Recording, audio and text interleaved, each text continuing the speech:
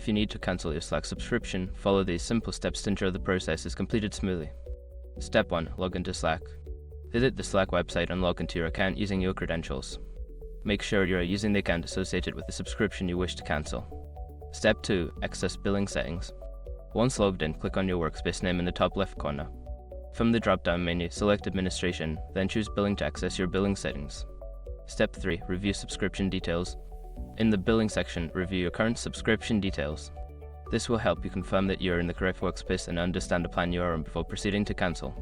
Step 4. Cancel subscription. Look for the option to cancel your subscription. This is typically found under the subscription details. Click on the Cancel Subscription button and follow the prompts to confirm your cancellation.